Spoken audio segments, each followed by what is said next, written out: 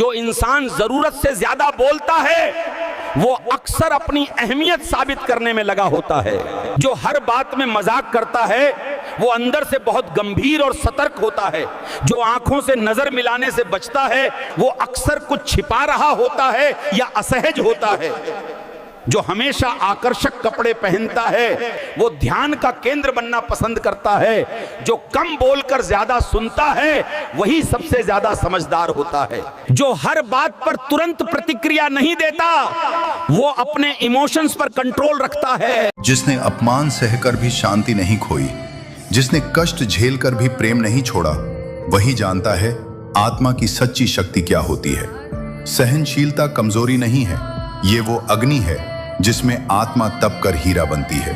हर मनुष्य के जीवन में ऐसे क्षण आते हैं जहां क्रोध आसान लगता है और धैर्य कठिन, पर श्री कृष्ण कहते हैं जो कठिन को चुन लेता है वही दिव्यता को पा लेता है। सहनशीलता का अर्थ है दर्द को महसूस करना, पर उस दर्द को विष बनने से रोक देना।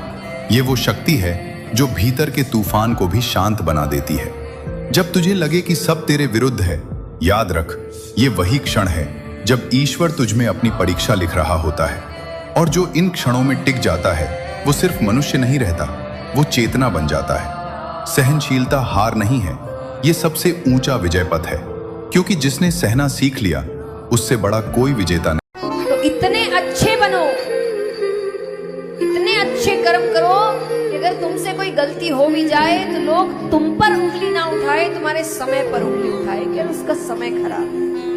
वो ऐसा नहीं।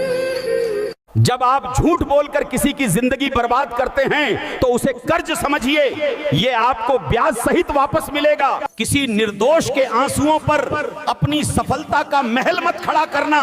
उन आंसुओं में वो तेजाब होता है जो लोहे की सलाखों को भी गलाने की ताकत रखता है। फसल वही काटनी पड़ेगी जो बोई है। बबूल बोने वाला व्यक्ति मीठे फल खाने की उम्मीद नहीं कर सकता। जहां सत्य का साथ है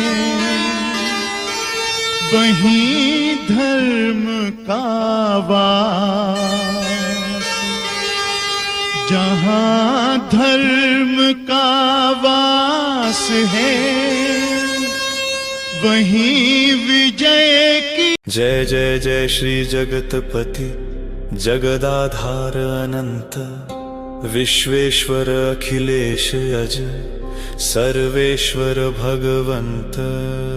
जय जय धरणीधर श्रुति सागर जयति गदाधार सद्गुणागर शिव। मेहनत कभी धोखा नहीं देती, लेकिन दिक्कत यह है कि लोग जल्दी हार मान जाते हैं। रास्ता मुश्किल लगे तो रुकना मत, बस सोचना अगर ये आसान होता तो सब कर लेते। मेहनत का पसीना आज बहाना पड़ेगा ताकि कल ताली बजाने वालों के बीच सिर ऊंचा करके खड़ा हो सके, क्योंकि जब तेरा रिजल्ट बोलेगा ना तब आवाज इतनी तेज होगी कि पूरे खेल का नक्शा बदल जाएगा। ऐसा समय आ गया है कि अब सारे रिश्ते पैसों के हो गए हैं, फिर चाहे वो बाप बेटे का हो, पति पत्नी का हो या भाई बहन का हो। जब तक कमा रहा है वो अच्छा पति है, अच्छा बेटा है, अच्छा भाई है और अच्छा बाप है। मगर वही इंसान अगर किसी कारणवश खटिया पकड़ ले तो उसके अपने ही उसकी मृत्यु की कामना करने लगते हैं। इसीलिए कहा गया है कि मनुष्य का सबसे सच्चा साथी उसका स्वास्थ्य है।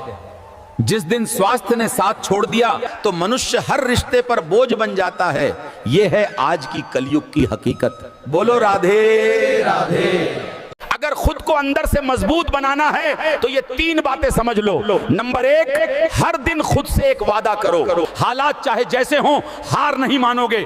नंबर दो, डर को कमजोरी मत बनने दो, उसे सीख में बदलो। नंबर तीन, खुद पर भरोसा रखो, क्योंकि जब इंसान खुद के साथ खड़ा हो जाता है तो दुनिया अपने आप पीछे चलने लगती है। गीता में लिखा है केवल दुनिया को दिखाने के लिए अच्छा बनने का प्रयास मत करो। मुखौटे इंसानों को धोखा दे सकते हैं, लेकिन ईश्वर हृदय की नीयत और आत्मा की सच्चाई को जानता है। वो तुम्हारे कर्म ही नहीं तुम्हारे भाव भी पढ़ता है। इसलिए बाहर नहीं भीतर से शुद्ध बनो, क्योंकि परमात्मा को दिखावा नहीं सच्चाई प्रिय है। बाप बूढ़ा सफेद बालों से नहीं होता, वो बूढ़ा तब होता है जब उसके खुद के संतान उसकी जिम्मेदारी से पीछा छुड़ाने लगे। और बाप कब तक कमाएगा ये उसकी उम्र तय नहीं करती, उसकी औलाद तय करती है। और एक बात आप सब खुद बताओ, जिस बाप ने तुम्हारे लिए पूरा जीवन लगा दिया वो बाप बुढ़ापे में अकेले रहना चाहिए?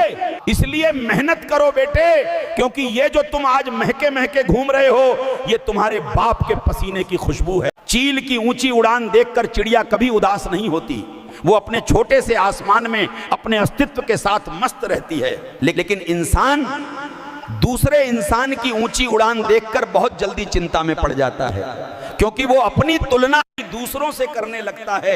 याद रखो, तुलना हमेशा दुख देती है और संतोष हमेशा सुख देता है। इसलिए तुलना से बचो और अपनी जिंदगी में खुश रहो। ना किसी से ईर्ष्या, ना किसी से कोई होड़। मेरी अपनी मंजिलें हैं और मेरी अपनी दौड़, क्योंकि हर इंसान की तकदीर भी अलग होती है और उसका रास्ता भी अलग होता है।